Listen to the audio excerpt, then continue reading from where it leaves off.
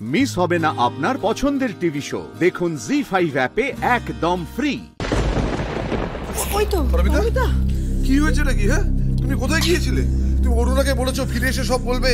কি হয়েছে, কি ব্যাপারটা কি? পারমিতা অংশমান কোনো খোঁজ পেলো? বলো না, বলো না। রোহিত আর ফুলকি কোথায় আছে বলো না। দাদা দাদা, আমি আপনাকে এতক্ষণ কিছু জানাইনি। রোহিত আর ফুলকি কি হয়েছে? আরে কেউ আমাকে কিছু বলবে, রোহিত আর ফুলকি কি হয়েছে?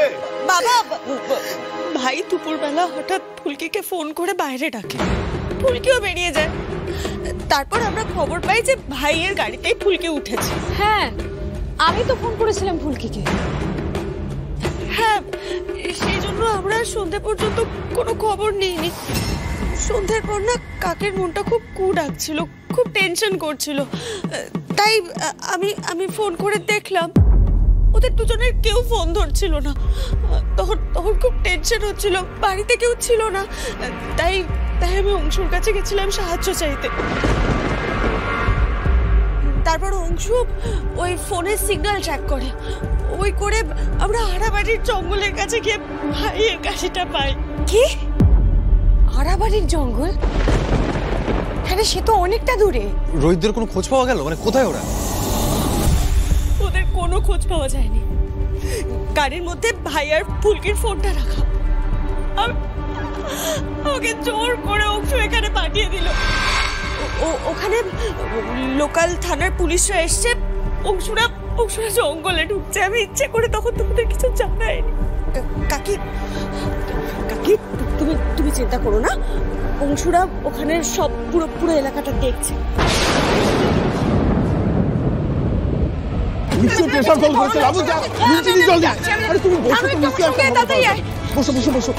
আমি বুঝতে পারছি না কি হবে না। আমি নানু আয়, তুমি ফোনটা ধর দেখি বাবা। নানু চামচটা ধরে নে। ঠিক আছে, চিনি জল খেয়ে নাও, শরীরটা ঠিক লাগবে। বাবা, আমরা দেরি না করে আড়াবাড়ি জঙ্গলের দিকে যাই, চলো। হ্যাঁ, বেশি দেরি করতে লাভ নেই, চলো না। দাদা আস্তে আস্তে। ঠিক আছে কিছু দাদা, কি সর্বনাশ হয়ে গেল বলুন তো। কিভাবে যে ওদের সাহায্য করবো সেটাই ভাবছি। আমাদের কিছু ঢুকছে না।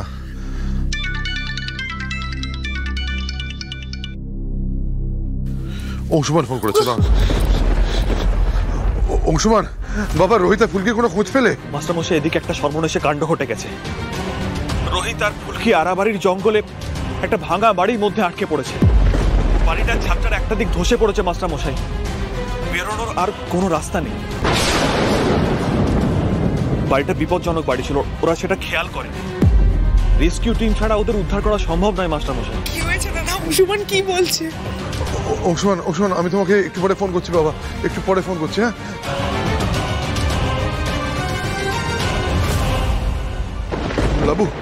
লাবু রুদ্রকে এখন একবার ফোন কর।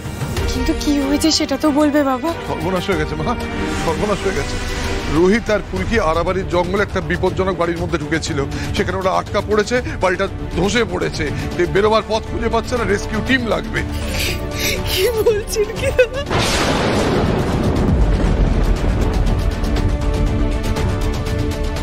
ওরা ওই বাড়িটার মধ্যে পৌঁছলো কি করে? তারপরে ওটা এত দূরে, কি কাণ্ড হয়ে গেল। দাদা ওরা বেঁচে আছে? বেঁচে থাকবে না কেন? এসব কথা ভাবছো কেন? কিন্তু দা ভাই তো ফুলকিকে নিয়ে লং ড্রাইভে গেছিল। আরে কিভাবে কি হয়েছে সেটা পরে ভাবা যাবে। লাবু, এক কাজ কর, রুদ্রকে এক্ষুনি ফোন কর। ও বললে রেস্কিউ টিম আগে পৌঁছবে, আর ফায়ার ব্রিগেডের কোনো বড় কর্তাকে এক্ষুনি নিশ্চয়ই ফোন করে দেবে। আমি এক্ষুনি করছি। বলছি অংশুকে একবার জানাও যে আমরা রেস্কিউ টিম পাঠানোর ব্যবস্থা করছি। হচ্ছে না তো। বাবা, আমরা যাবো না? আরে সেটা তো পরের কথা, আগে তো রেস্কিউ টিমটা পাঠাতে হবে নাকি? আচ্ছা শোনো, সবাই মাথা ঠান্ডা করো, টেনশন করো না। মা, কোথায় যাচ্ছ তুমি? মা, বাবা তোমার জামাইকে ফোনে পাচ্ছি না, নিচে বেলা আসছে। পিয়ার, চল আমরা রুদ্রদার অফিসে যাই, গিয়ে খোঁজ নিই। চল।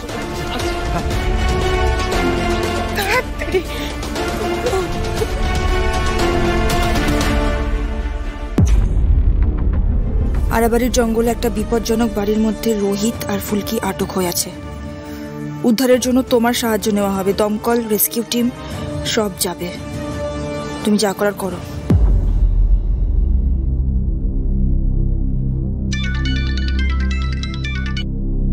হ্যাঁ মাস্টারমশাই বলুন। অংশুমান, তুমি কোনো চিন্তা করো না বাবা, আমরা উদ্ধারকারী দল, দমকল সমস্ত কিছু পাঠানোর ব্যবস্থা করছি। হ্যাঁ, আর আমরা ওখানে যাচ্ছি। না না মাস্টারমশাই, আপনাদের আসতে হবে না, আপনাদের এখানে এসে কোনো লাভ হবে না। আমি এখানে আছি, ওদেরকে রেস্কিউ করে সোজা হাসপাতালে নিয়ে যাব, আপনারা সোজা ওখানেই আসুন। মাস্টারমশাই, জঙ্গলের মধ্যে একটা ভাঙা বাড়ি, চারিদিকটা ঘুটঘুটে অন্ধকার, এর মধ্যে পুরো বাড়িটা ভেঙে পড়লে বিপদ আরো বাড়বে। আপনি রুদ্রবাবুকে বলুন না চাপ দিয়ে রেস্কিউ টিমকে তাড়াতাড়ি পাঠাতে। আর একটা কথা মাস্টারমশাই, এই কথাটা আপনাকেই বলছি, কাউকে বলবেন না। আমার মনে হয় ওই বাড়িটা বোধহয় বেশিক্ষণ সোজা দাঁড়িয়ে থাকবে না। আপনি যত তাড়াতাড়ি সম্ভব রেস্কিউ টিমকে তাড়াতাড়ি পাঠানোর চেষ্টা করুন। হ্যাঁ হ্যাঁ, বুঝেছি।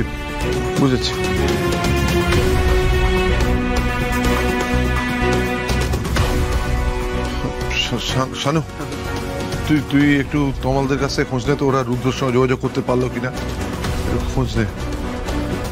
ব্যাপারটা না, ওটা বিপজ্জনক হয়ে আছে রে, খুব বিপজ্জনক হয়ে আছে।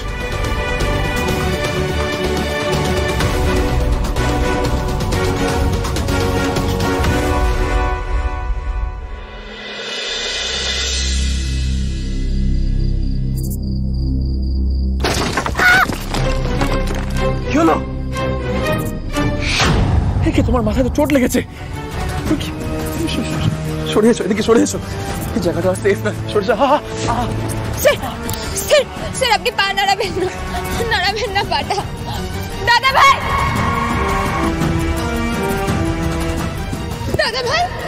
ও দাদা ভাই, তুমি কি আছো? উদ্ধারকারীদের আসতে আর কতক্ষণ লাগবে গো? স্যার তো পায়ে খুব চোট লেগেছে। ও দাদা ভাই। আমি লোকাল থানার অফিসার সুশান্ত রায়। অংশুমান বাবু এখানে নেই, রেস্কিউ টিম যাতে তাড়াতাড়ি আসে সেই ব্যবস্থা উনি দেখতে গেছেন।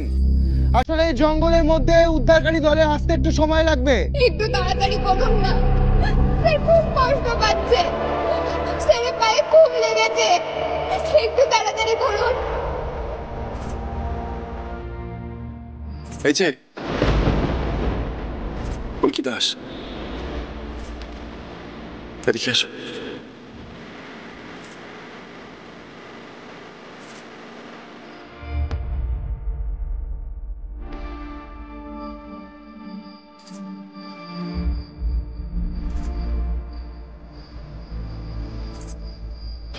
স্যারের পা নিয়ে এত ব্যস্ত হতে হবে না।